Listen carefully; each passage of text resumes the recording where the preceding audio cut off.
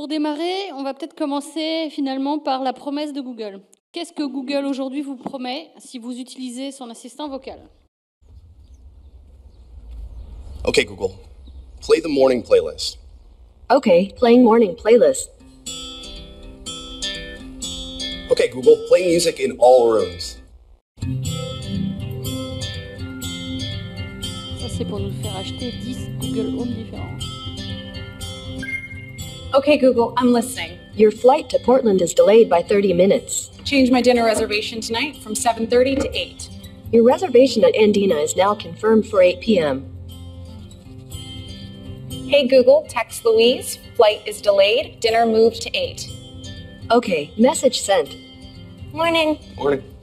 Hey, Google, turn the lights on in Kevin's room. I thought you finished that already. I forgot. Okay, Google, what's apples in Spanish? Manzanas. Hey, Google, has my package shipped? Yes, it's already shipped. It'll arrive tomorrow. Ooh, is that for me? Maybe. Interesting. Okay, Google, how many stars are in our galaxy? Well, there are about 100 to 400 billion stars, according to space.com. Which star is the closest? According to NASA, the nearest star system is Alpha Centauri. Can you show me what it looks like on a TV? Okay, Google, how's the traffic from Pebble Rock School to the airport? Your normal route has heavy traffic. There's a faster one that'll take about 35 minutes. I've sent it to your phone. Okay. Go. Dad!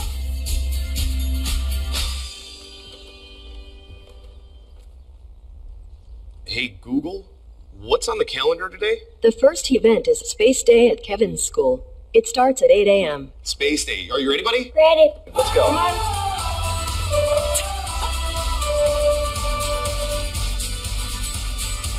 Okay, Google, bye. Goodbye. Alors, il n'y a rien de réellement faux dans cette vidéo. Globalement, effectivement, les fonctions existent aujourd'hui et marchent. Marche, ça ne veut pas dire marche à la perfection. La vidéo donne cette impression que, en fait, vous avez en gros un esclave à la maison, un esclave robotisé qui fait tout quand vous en avez envie et qui va marcher dans tous les coups. Et bon, dans la réalité, c'est pas encore exactement ça. On en est même encore assez loin en réalité, puisque la dernière étude qui est parue, qui date d'il y a à peine 2 mois, mentionne qu'il y a plus de 50-55% en fait de requêtes qui ne trouvent aucune réponse. Et c'est vrai que si vous avez déjà testé un Google Home ou un Google Assistant, la plupart du temps quand même vous avez en gros ils peuvent pas vous répondre, qui ne sait pas, mais qui l'apprend. Donc là on est assez loin de la démo assez fantastique que je vous ai montrée juste avant. Et puis finalement, quand on regarde les différentes thématiques, la situation peut être infiniment pire, puisqu'on se rend compte que dans certaines catégories, comme les transports par exemple, on est souvent à 90% de non-réponse, hormis évidemment quand on fait juste de la cartographie by Google Maps. Où là, ça, globalement, effectivement, ça marche. Donc, la situation aujourd'hui, elle est très très loin d'être sur une intelligence artificielle ultra développée qu'on essaye de nous vendre. Et puis dans les usages, là aussi, on reste sur des choses qui sont assez simples, voire simplistes, comme le programme météo qu'on peut avoir n'importe quelle autre manière, de poser une question un peu idiote, histoire de piéger ou de voir s'il n'y a pas des easter eggs qui se cachent quelque part dans le produit, de la recherche en ligne assez simple, passer des appels. Ça, franchement, je pense que c'est un usage beaucoup plus américain que francophone aujourd'hui, tout comme les recherches de produits, puisque quiconque a essayé d'acheter un produit via un assistant vocal en France aujourd'hui s'est retrouvé un peu devant rien, en fait. Je vais vous balayer quelques-uns de ces usages qui sont récurrents parmi les plus utilisés pour que vous fassiez une idée de ce que ça donne. Par exemple, la première, je vous ai dit, c'est un des usages principaux. Quel temps fera-t-il demain ? Google, quel temps fera-t-il à Paris demain ? Le ciel sera partiellement couvert demain à Paris avec une température maximale à 19 degrés et une température minimale à 7 degrés. Bon, ça reste basique, hein. Si vous faites la même recherche sur Google, vous aurez le détail heure par heure avec la différence de la température. Donc finalement, là, on a un espèce de gadget qui est infiniment moins bien que le bulletin météo télé ou radio. Une fonctionnalité très pratique, en toute honnêteté et full disclosure, c'est celle que j'utilise le plus, hein. Utiliser le Google Home comme un minuteur quand on est un buveur de thé et qu'on veut vraiment précisément l'infusion, c'est très pratique. Ok Google, lance-moi un minuteur de 2 minutes. Bien sûr, un minuteur de 2 minutes. Top départ. Et donc il sonne quand il a fini.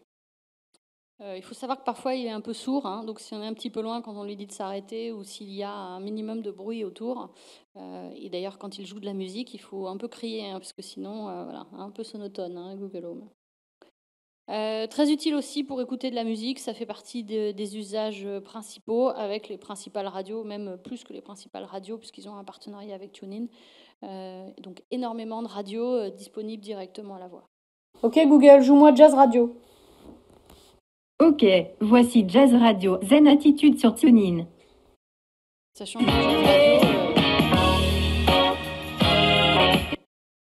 Sachant que Jazz Radio a très peu de fréquences hertziennes et qu'en dehors du web et parfois des applis radio des box, il est pratiquement impossible d'y avoir accès. Donc là, pour le coup, c'est quand même très pratique. Mais ils sont quand même obligés de nous faire des pages d'aide pour essayer de nous apprendre un petit peu les commandes vocales. Certaines sont intuitives et d'autres quand même un petit peu moins, ou en tout cas, on n'imagine pas forcément que l'on peut faire tout ça. Une qui peut être intéressante, c'est qu'est-ce qui est diffusé, hein, qui vous permet d'accéder directement aux métadonnées associées au flux audio et du coup de savoir quelle est l'émission qui est en cours. C'est là pour le coup une fonctionnalité qui, par la voix, est particulièrement intéressante. Et puis, toujours dans la musique, là, on peut lui demander de vous jouer n'importe quel type de musique, à condition Google, d'avoir un joue-moi de la abonnement. musique pop. D'accord, voici la playlist Spotify intitulée Pop Chill Out. On remarquera qu'ils sont très pop, hein, les playlists pop de Spotify, hein, au passage. Donc, cette fonctionnalité ne marche que si vous avez un abonnement de musique en streaming. Chose que les moins de 30 ans ont en grande majorité, et chose que les plus de 40 ans et quelques ont beaucoup moins, comme moi. Moi, j'ai numérisé il y a quelques années toute ma compactothèque et essentiellement, j'utilise ma propre musique. Et donc, avec l'assistant vocal, c'est absolument impossible d'utiliser sa propre discothèque. On est obligé d'être abonné à l'un des 4 services qui sont listés ici. Et puis, c'est tout. Autre fonctionnalité, l'actualité. Ok Google, je veux écouter les actus. Voici les dernières actualités. Selon France Info, le Flash, aujourd'hui. France Info, l'info à 14h50. Face au problème récurrent de la pollution de l'air, eh bien, la Commission européenne met sa menace à exécution. Là, on est sur quelque chose de très spécifique, un partenariat avec certaines radios, et pas toutes, hein. Il y a RMC, il y a France Info, il y en a peut-être une troisième, et c'est tout. Et donc, quand on demande les infos, c'est systématiquement ces sources-là avec lesquelles Google a fait un partenariat vraiment spécifique. Impossible, en dehors de ces deals one-to-one, d'être dans ce genre de fonctionnalité. Mais il est possible également de rentrer par le monde applicatif, et c'est ce qu'ont fait beaucoup de médias, dont les Échos. Il y a une chose qui est quand même très bizarre, c'est la syntaxe qu'il faut utiliser, hein, que si on n'en a pas entendu parler, on ne connaît pas, hein. Je veux parler avec, donc je veux parler avec machin, je veux parler avec Monoprix, je veux parler avec la Fnac, je veux parler avec ceci, ou je veux parler avec les Échos ou avec le Figaro. Enfin, c'est assez, je trouve que c'est assez étrange, mais aujourd'hui, il n'y a pas d'autre moyen. En tout cas, c'est la syntaxe qui permet aujourd'hui d'accéder à toutes les applis, et à aucun moment dans l'utilisation du produit, on ne vous le dit. Ce qui, de mon point de vue, est quand même problématique. Ok Google, je veux parler avec les Échos. Bien sûr, voici les Échos. Bonjour, ravi de vous revoir. Est-ce qu'on écoute les grands titres de la une ou les infos de dernière minute? Les infos de dernière minute. L'info en direct, c'est ici. Ça vient de tomber. Macédoine, Zaev dit avoir trouvé une solution acceptable. Le Premier ministre macédonien Zoran Zaev a indiqué qu'une solution acceptable avait été trouvée avec son homologue grec Alexis Tsipras dans les négociations. Je sais pas ce que vous en pensez, mais je trouve ça... Le ton, la voix synthétique, les phrases toutes faites qui, là, pour le coup, sont faites par des vrais humains qui sont... Bon, voilà. La voix synthétique qui rend quand même la compréhension du contenu textuel extrêmement difficile. La problématique principale, c'est qu'en fait, ce ne sont pas des contenus textuels qui sont faits pour la voix, ce sont des contenus textuels qui sont faits pour l'écrit et qui sont uniquement lus. Et sans ton, avec une voix mécanique, et même tout court, je trouve que le rendu n'est pas franchement exceptionnel. Et c'est le cas sur toutes les applis de médias que j'ai testées jusqu'à présent. Vous pouvez essayer vous-même, hein, il suffit de dire « je veux parler avec » et puis la marque média en question. Et si elle a une appli disponible, eh bien, ça se lancera automatiquement. Vous avez remarqué aussi les lags, hein.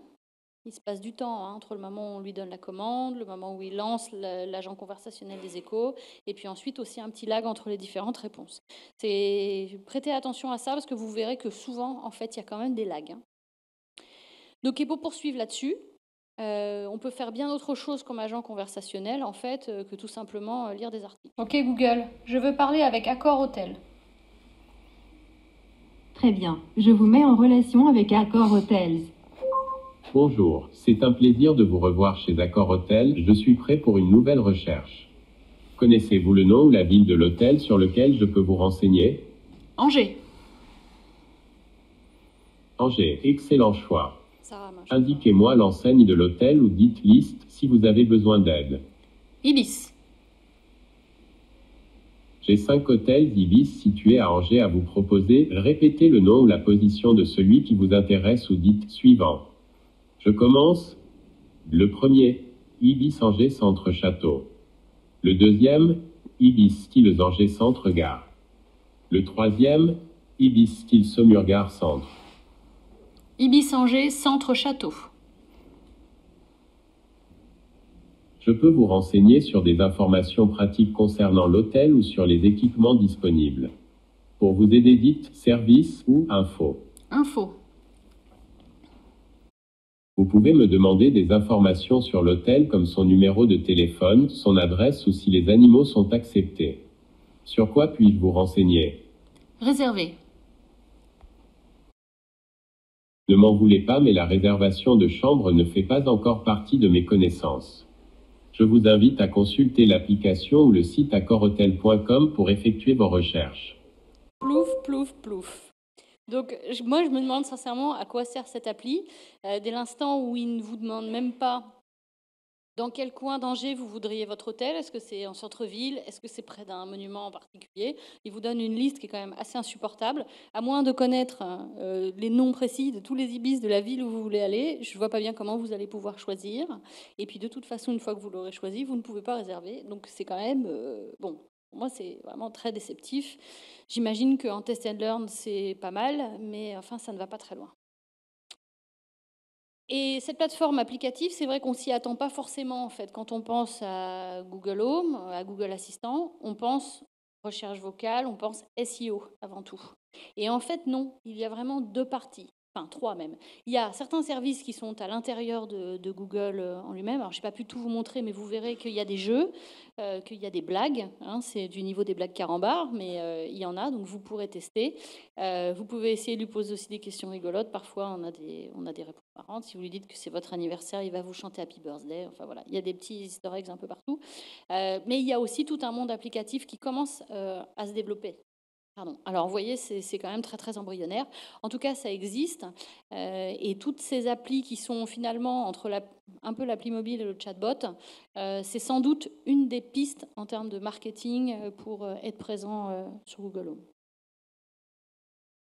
Et il y a déjà un annuaire en fait qui existe dans l'appli Google Home elle-même, que j'imagine vous utilisez assez peu, même si vous avez un Google Home. En tout cas, on n'est pas vraiment invité à y aller. Mais vous y avez un annuaire qui est assez intéressant.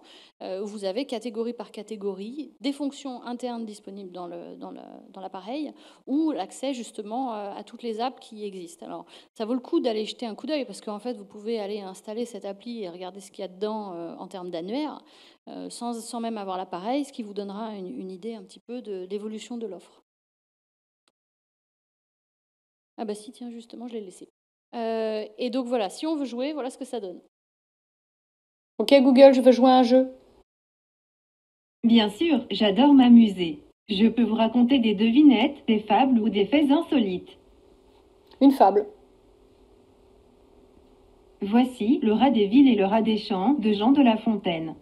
Ah bah, c'est libre Autrefois de le droit. rat des villes invita le rat des champs, d'une façon fort civile, à des reliefs d'ortolans, sur un tapis de Turquie.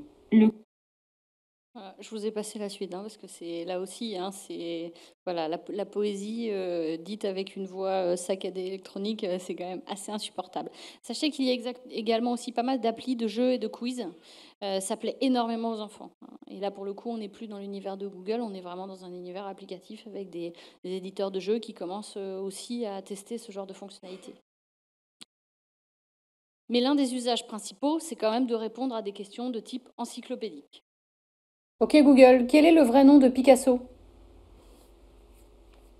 Pablo Diego José Francisco de Paula Juan Nepomuceno María de los Remedios Cipriano de la Santísima Trinidad Ruiz Picasso.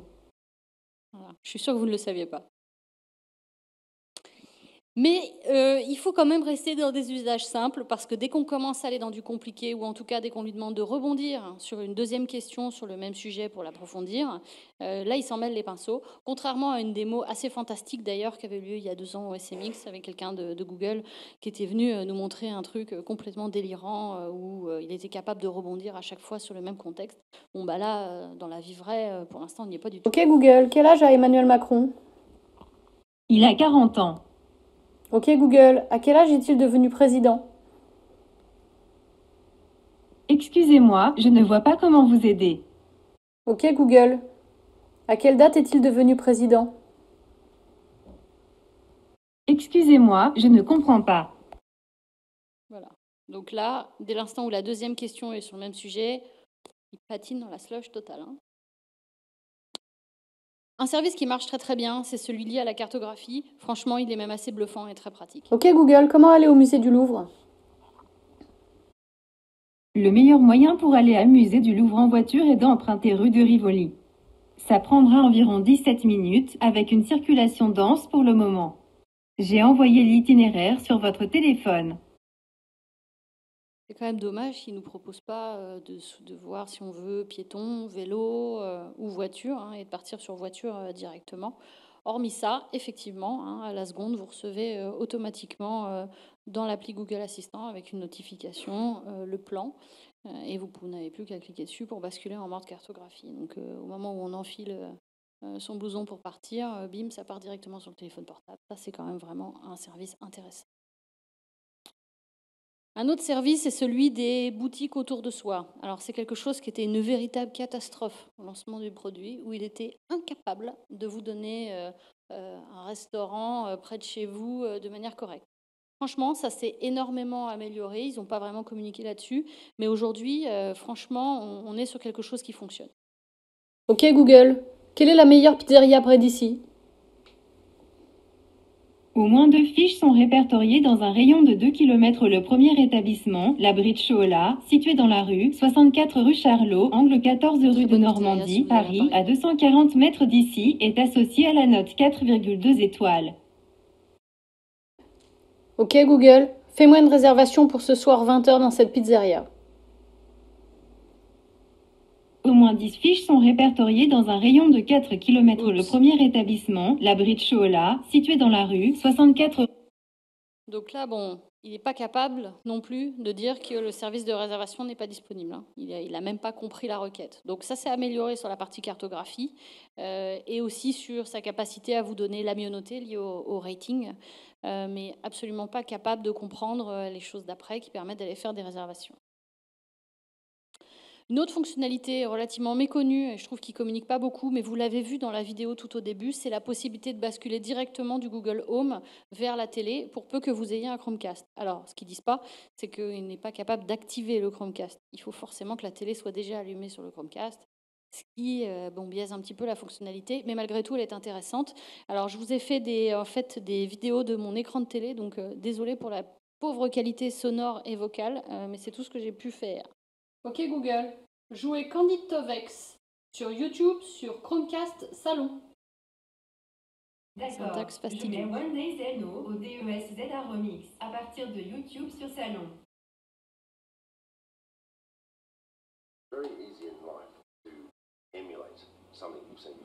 Le défaut, c'est qu'il faut connaître absolument précisément la vidéo que vous voulez lancer par son nom. Sinon, il n'est pas encore capable de rebondir pour vous demander ce que vous voulez, si c'est la mieux notée ou je ne sais quoi. Ok Google, montre-moi mes photos. Je vous montre vos photos sur Salon. Voilà, le retour de la soirée diapo grâce au Google Home, quelle chance. Donc là, c'est simple, il prend ce qu'il y a dans votre compte Google Photos et puis il fait un slideshow tout bête. Voilà. Sachant qu'on peut avancer plus vite si on le souhaite, les diapos. Ok Google, joue-moi Eddie de Préto sur Chromecast Salon.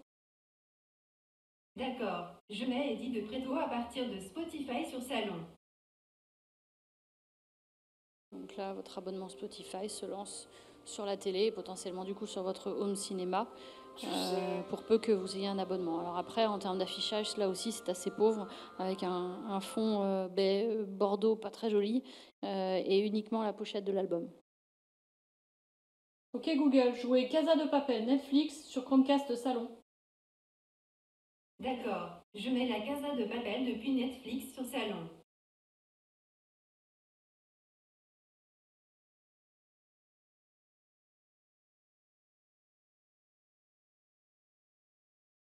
Ça se fait assez facilement, il suffit par l'appli Google Home de connecter son compte Netflix. Si vous ne l'avez pas, il va vous envoyer directement... Ok Google, avancez 30 secondes. Pause, avance rapide, toutes ces commandes là. Ok Google, pause.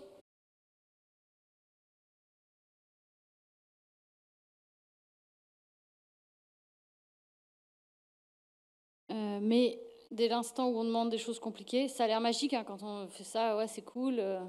Sauf que bon... Ok Google, joue-moi Casa de Papel, saison 1, épisode 3, Netflix, sur Chromecast Salon.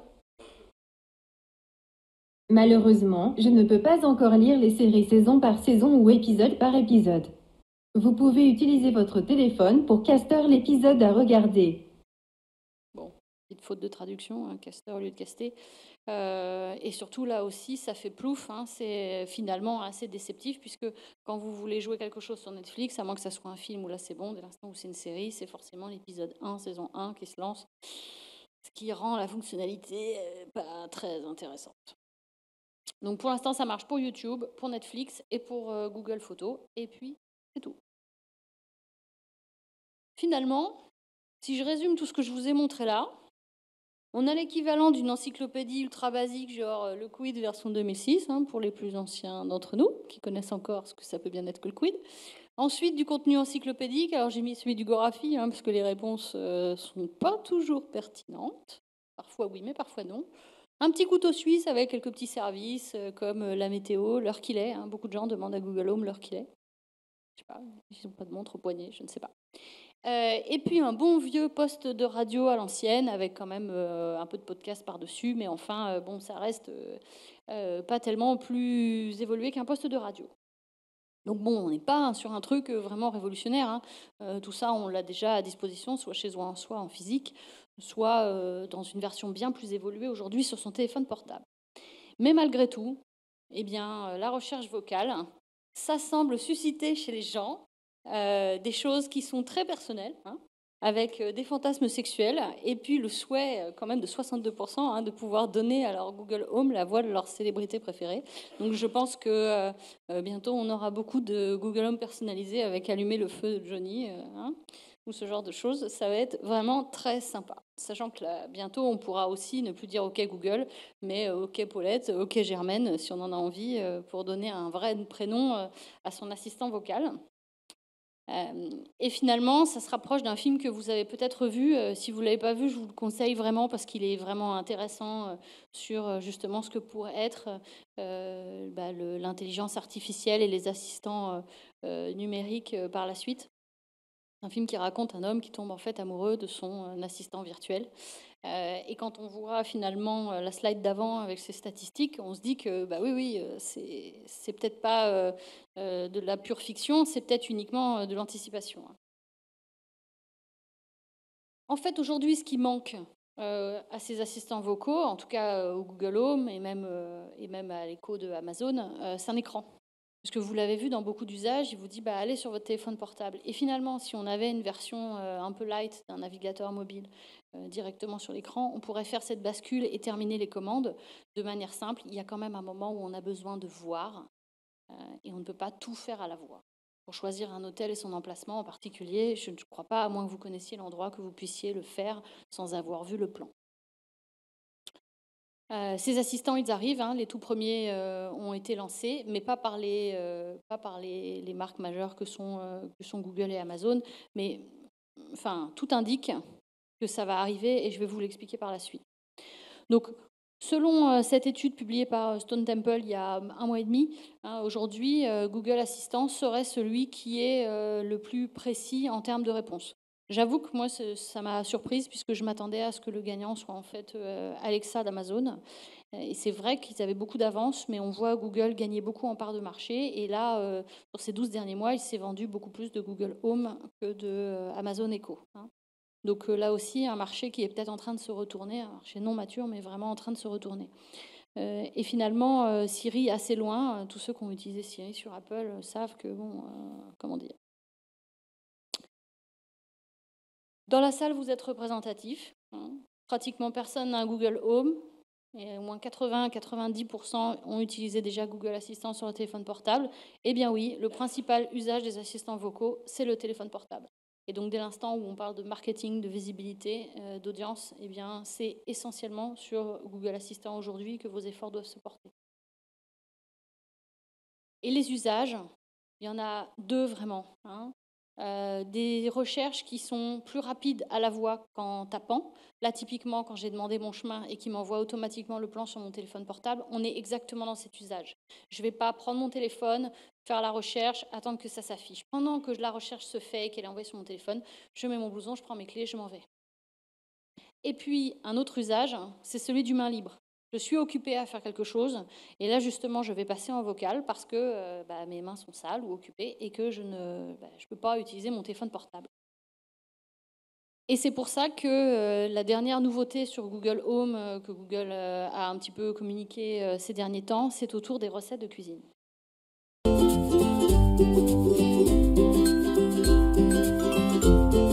Okay, Google, start recipe. First step, using an electric mixer, combine the cream cheese, honey, milk, and lemon zest until smooth.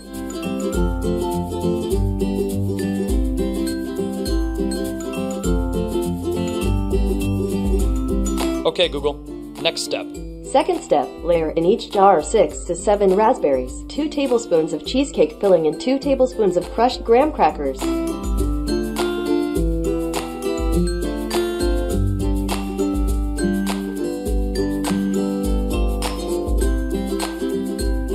Okay, Google, next step. Serve immediately or store in the fridge for up to 3 days.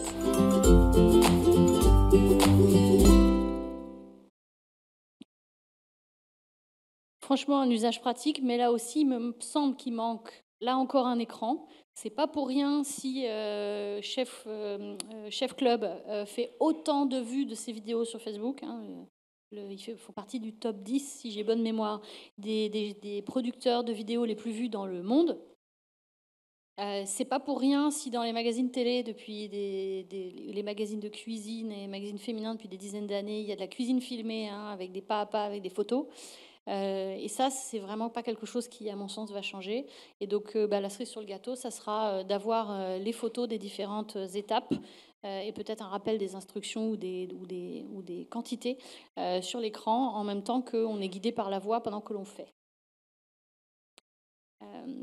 Et Google nous a bien gâtés ces derniers temps parce qu'ils ont fait beaucoup de modifications pendant la grosse période des ponts en France. On est vraiment contents, nouveau Google News.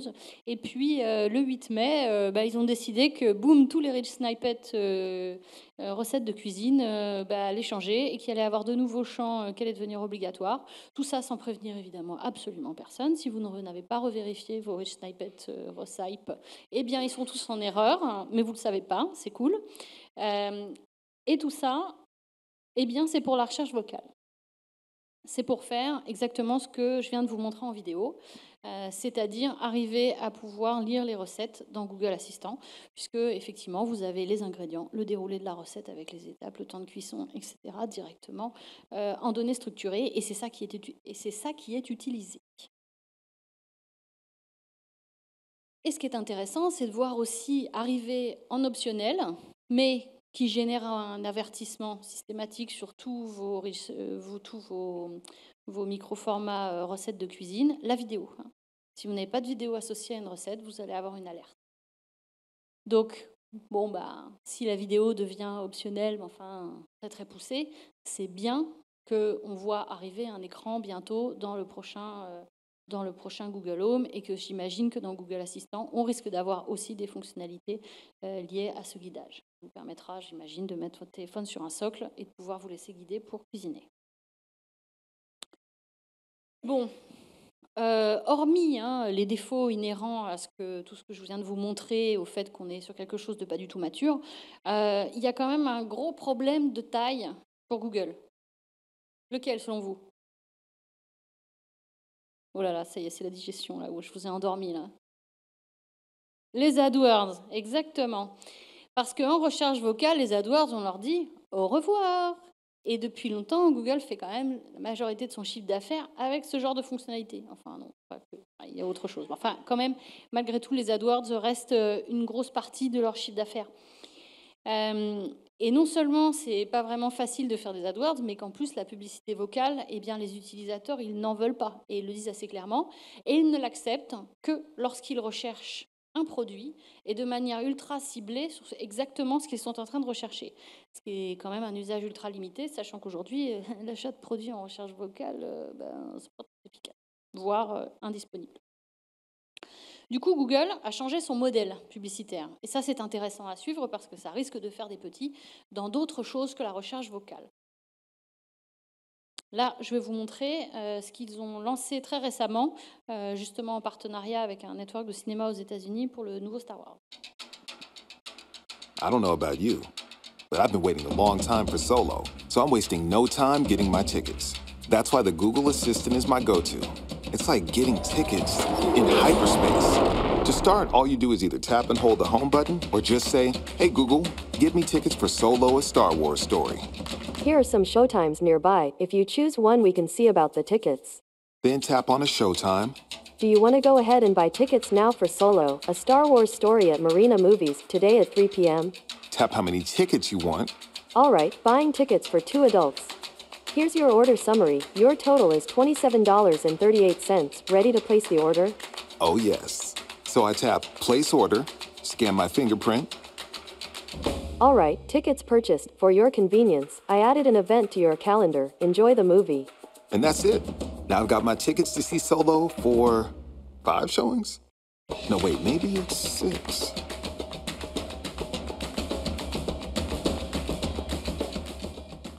Donc on l'a compris, la prochaine industrie qui va s'écrouler sur place, c'est celle des cartes de crédit. Visa, Mastercard, leurs jours sont comptés. Jusqu'à présent, ils n'avaient vraiment pas de problème à générer beaucoup de chiffre d'affaires. Là, ça va être un petit peu compliqué, sachant qu'en plus, il n'y a pas que Google Pay aujourd'hui sur les rangs. Mais quand on voit clairement que l'un des principaux axes pour remplacer le revenu AdWords en mobile de la part de Google, c'est des commissions sur des paiements, on ne voit pas bien comment Visa et Mastercard vont arriver à préserver leur business.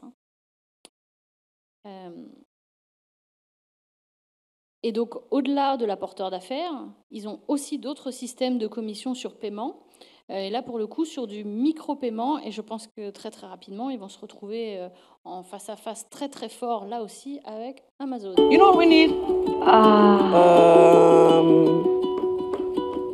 What is it called? What is it called? It has a red top on it. It's pretty big. Like the one in the green bottle? The one that has the bubbles? Bubbles, yeah. Yeah, and make sure that you get the one with the pump. Yeah, the restaurante, the fancy kind. I think it was like 32 grams of protein. A 12-pack. A 3-pack, large. Probably need like 5,000 maybe. Maybe just one is probably fine, right? Yellow? Blue? Yellow and blue? The purple ones. I don't care what color. Can they have a top on them? It has like a shaker. ¿Quieres el grandote? The one has the string. Crunchy. Soft. Spicy! You know what I'm talking about? You know what I'm saying? Yeah. Yes, that's what it's called. Thanks, Mom. Thank you, sweetheart. Thank you. You're welcome.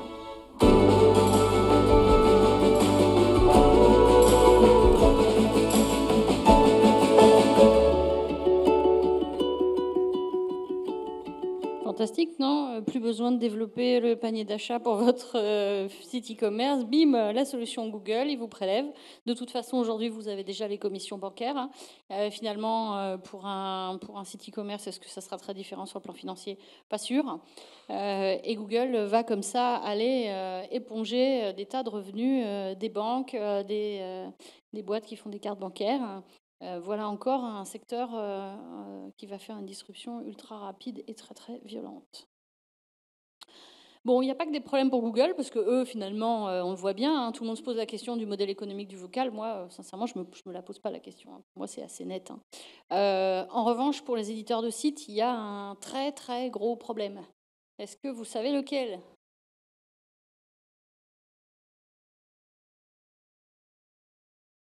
Ben, il n'y a qu'une seule réponse. Sur une page de résultats, vous en avez 10 des résultats. Là, il n'y a qu'une seule réponse. Hein. Et le gagnant, celui qui est en première place, bah, il prend 100% hein, du trafic, ou en tout cas du chiffre d'affaires, enfin voilà, du clic en tout cas. Et ça, c'est quand même un sérieux souci. Parce que, bah, évidemment, là où les plus petits arrivaient sur certaines requêtes à tirer leur épingle du jeu, deuxième, troisième et parfois premier, bon, bah là, on risque d'avoir un écrasement très très fort des plus gros. Et du coup, ça m'amène aux critères de classement, justement. Comment est-ce qu'on fait pour arriver à la prendre, cette première place? Alors, ce que je vous présente là, on va dire que c'est l'état à la date d'aujourd'hui. Je me suis pas mal appuyée sur des études qui sont sorties, déjà parce que c'est visuel. Et j'ai pris ce qui me semblait le plus proche de ma propre expérience, en tout cas de ce que j'ai pu, moi, tester et remarquer dans les projets de Voice Search que j'ai menés jusqu'à présent. Le premier, celui de la vitesse. Vous avez vu, tous ces temps de lag, c'est quand même pas si rapide que ça, hein, les réponses. Et pourtant, en fait, Google privilégie les pages qui répondent vite. Celle où il peut extraire justement les informations de manière rapide, parce que justement, il y a quand même des temps. Hein. Il va interroger son serveur, qui lui-même récupère des informations de site. Donc du coup, le temps est vraiment important. Et on voit bien, dans cette étude de Backlinko, que quand on a un site qui a un TTFB, donc Time to First Byte, c'est-à-dire le moment où vous avez la première réponse qui arrive, le premier octet qui arrive à l'utilisateur final. Il est de plus de 2 secondes, c'est monstrueux, sur une page normale, hein, et de 0,54 en Voice Search. Hein. Je rappelle quand même que la vitesse idéale est de 0,2. Hein, donc, bon, voilà. Ça veut dire que, franchement, respecter ces 0,54, pour peu qu'on fasse un peu de WebPerf, me semble quand même largement atteignable.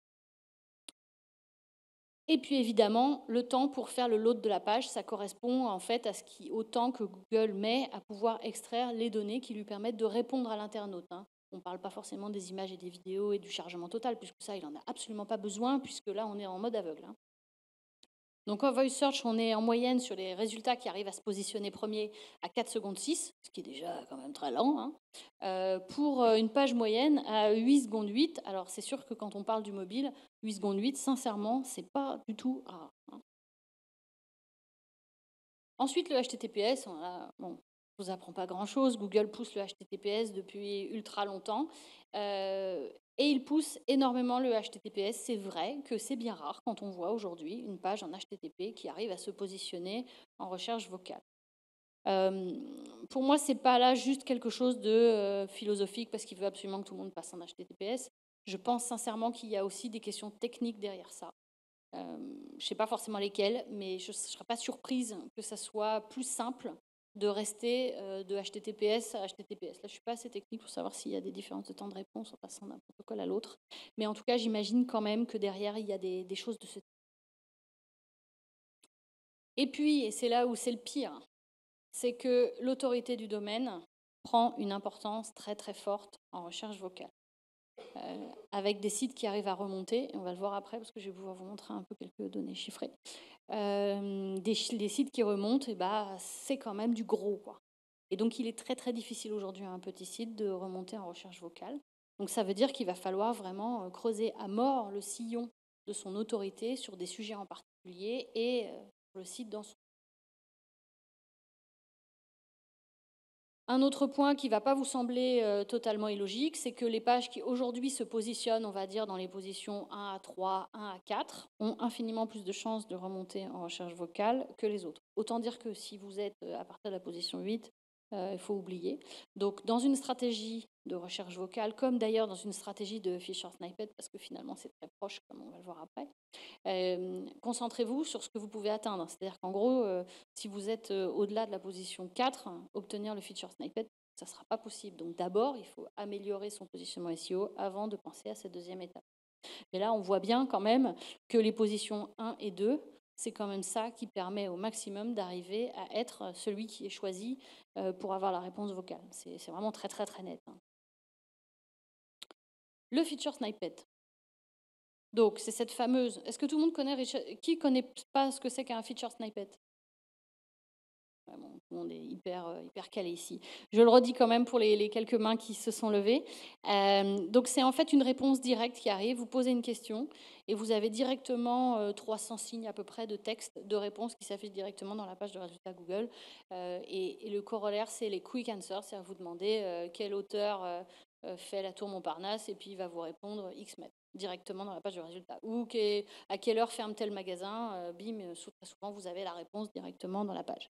Là, vous allez avoir pas seulement une réponse en 2 mots, mais vraiment un texte qui va s'afficher, parfois illustré d'une photo, parfois sous forme de liste à puces, comment réparer tel truc, ou sous forme de tableau avec des données, par exemple, de tarifs. Donc, ouais, désolé, hein, là vraiment, le jaune, je le savais que ça marchait pas bien à l'écran, mais bon. Donc, le fait d'apparaître dans ce type de résultat, le Feature Snippet, c'est ce qui essentiellement fait que l'on arrive à remonter en recherche vocale. Il y a quand même des différences qui sont énormes par secteur. On voit que sur l'entertainment, par exemple, c'est 100%. En gros, si vous n'avez pas un Feature Snippet sur desktop et sur mobile, vous savez qu'en recherche vocale, ça ne marchera juste pas. Et dans d'autres secteurs, dans d'autres secteurs, c'est beaucoup moins vrai. Sport, donc tout ce qui est non-profit. Bon, là, c'est logique, à mon avis, tous ces gens-là n'ont pas forcément optimisé leur SEO, pas forcément mis des micro-formats partout. Et donc, dès l'instant où le niveau d'optimisation SEO moyen du secteur est plus bas, il est obligé de s'y adapter. Donc, en gros, selon votre secteur d'activité, soit le niveau SEO moyen est très élevé, et dans ces cas-là, il vous faut les micro-formats et Feature Snippet, sinon point de recherche vocale. Ou alors, si vous êtes dans un secteur beaucoup moins concurrentiel, là, vous avez bien plus de chances d'y arriver. Parce que, on le voit, au global, quand même, les Feature Snippets ne sont pas utilisés que par Google. C'est assez intéressant. Je vous le disais en entame, Google Assistant, ce n'est pas uniquement Google Home, c'est aussi tous les produits qui utilisent le système technologique de Google pour leur enceinte connectée. Donc, ça fait quand même pas mal de monde. Et puis, on est étonné quand même de voir finalement que Alexa, Cortana ou Siri, eux aussi utilisent ce type de résultats pour vous positionner. Ce qui fait que l'intérêt de tout ça, c'est que finalement, là, pour une fois, on ne travaille pas que pour Google, mais en fait pour l'ensemble du marché, ce qui permet d'être quand même un petit peu agnostique, ce qui n'est pas vraiment le cas en termes de SEO, où on travaille quasiment tous que pour Google, sauf si vous avez une partie de la clientèle en Russie, en Chine ou au Japon. Attention tout de même, il peut y avoir des différences entre le Feature Snippet qui va s'afficher sur le desktop et celui qui va s'afficher sur l'assistant. J'ai pas trouvé énormément de cas, mais j'en ai trouvé quelques-uns, dont celui-ci. Donc, capture faite exactement dans la même minute. Hein. Même requête, à quelle heure la Tour Eiffel scintille. Ici, j'ai le site de la Tour Eiffel qui s'affiche. Et là, j'ai merveilledumonde.com qui s'affiche. Mon avis par rapport à ça, c'est le temps de cache. Je pense que beaucoup de ces réponses sont cachées sur Google Home pendant beaucoup plus longtemps. Elles sont rafraîchies bien plus vite. Je pense qu'il y a comme des Google Dance, que ce n'est pas du temps réel et que c'est pour ça qu'il peut y avoir de la désynchronisation entre les deux. Donc quand même, à vérifier, si vous avez vraiment une stratégie de positionnement dès maintenant sur Google Home, d'aller comparer, Google Home, Google Assistant, d'aller comparer assez régulièrement les résultats pour suivre ça et vous faire un avis justement sur le mode de fonctionnement.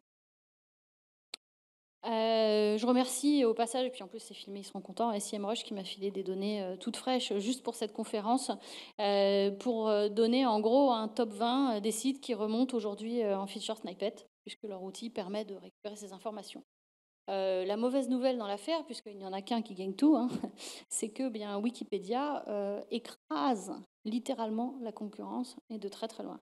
Voilà. Aujourd'hui, il est très très difficile de les déloger. Quand ils apparaissent en feature snippet, personnellement, je n'ai jamais réussi à déloger une page de Wikipédia en feature snippet. Je ne sais pas si ici dans la salle, il y en a qui ont réussi. Je ne vois pas de main qui se lève. Donc ça, c'est quand même une mauvaise nouvelle. Alors, on peut se dire qu'avec le temps et le développement, ça va faire comme un peu dans SEO classique. Finalement, on arrivera quand même à trouver sa place par rapport à Wikipédia et qu'aujourd'hui, eux sont compatibles, donc ils les utilisent au maximum parce que c'est facile. Voilà. On voit quand même Marmiton ici qui remonte, mais vous voyez, c'est quand même les thématiques dont je vous parlais tout à l'heure. Hein. On a les recettes de cuisine, on a du dictionnaire, on a un petit peu de commerce avec Cdiscount. Hein. Bravo Cdiscount, quand même... très bien placé, Amazon, et voilà. Et après, on retrouve quand même des choses qui sont assez classiques, et Pôle emploi. Hein. Mais c'est quand même, c'est ridicule hein, en termes de quantité. Et puis, quand on sort du top 20, vous voyez que derrière, on est déjà au zéro. Hein. Donc, il y a quand même un sérieux souci là-dessus, des sérieuses questions à se poser sur comment est-ce qu'on va arriver à émerger là-dessus, parce qu'on va avoir beau respecter tous les critères que je vous ai donnés. Si Wikipédia a pris la place, c'est bien, à la date d'aujourd'hui, on n'a pas de solution pour arriver à l'en dégager.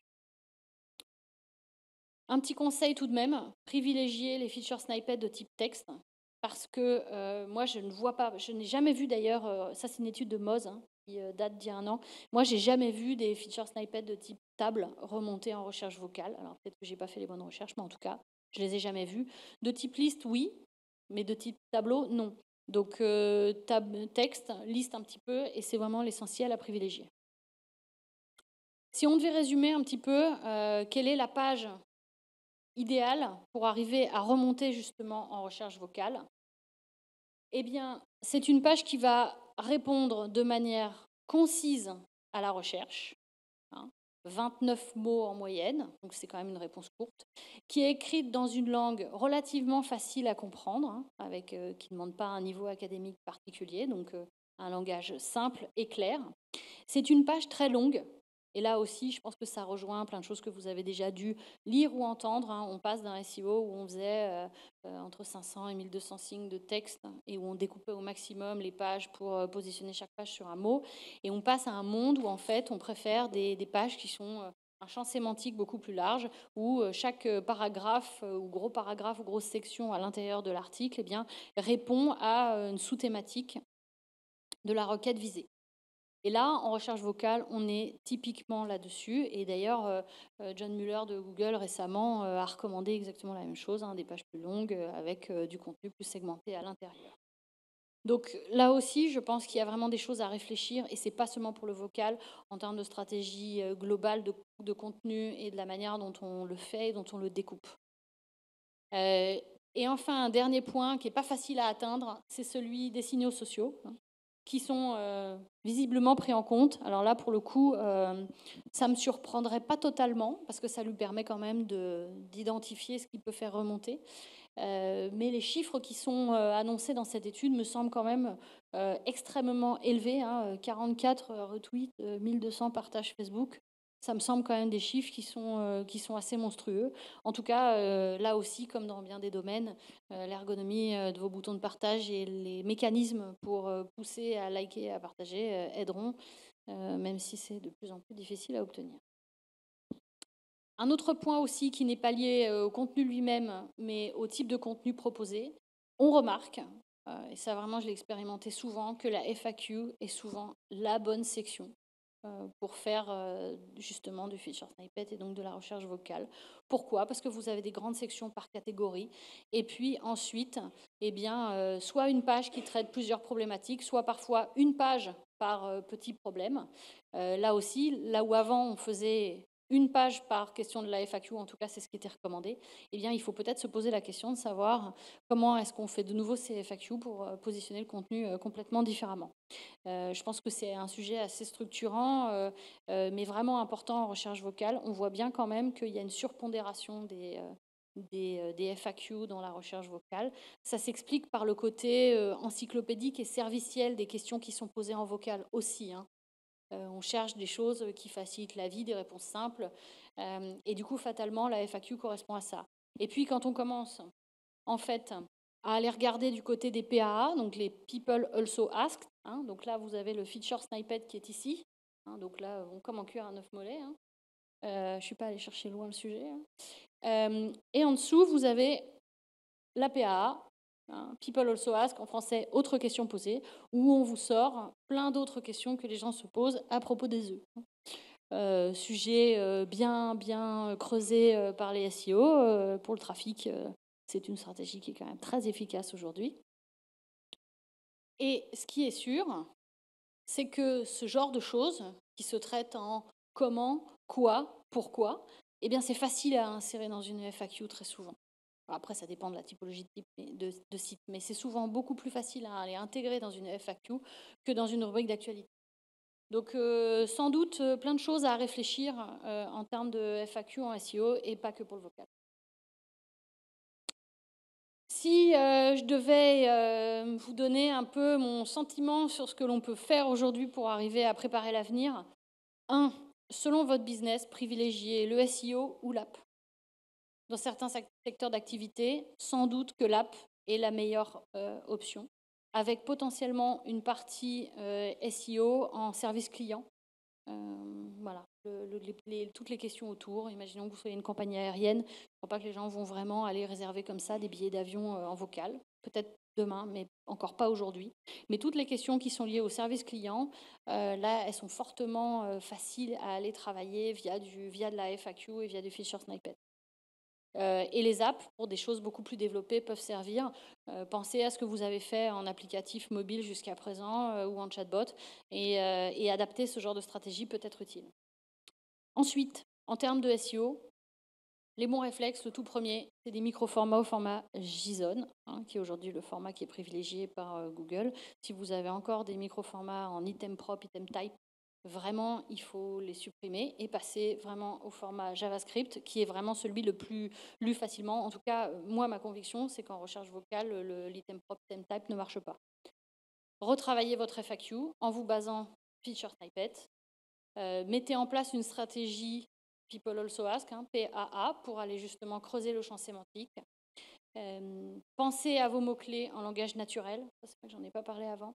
Mais c'est sûr qu'on n'a pas la même manière de faire les requêtes en vocal que sur le desktop, où avant on était à un mot-clé, maintenant on est plutôt à 3. Mais en tout cas, là, on est avec beaucoup plus de petits mots, avec des comment, pourquoi, que vous devez intégrer dans vos titres. Repensez vos contenus en format long. Et là, franchement, c'est pas que pour le vocal. Et puis, optimiser la web perf, le truc que tout le monde parle et que personne ne fait et qu'il va vraiment falloir faire. Et enfin, on reste calme, parce que ce n'est que le début. Parce que je vous rappelle qu'Amazon Echo arrive les prochains jours en France et que la bataille va encore s'intensifier et que les assistants vocaux, d'une manière ou d'une autre, sont là pour rester très longtemps, voire même plus que ça. Et je vous remercie.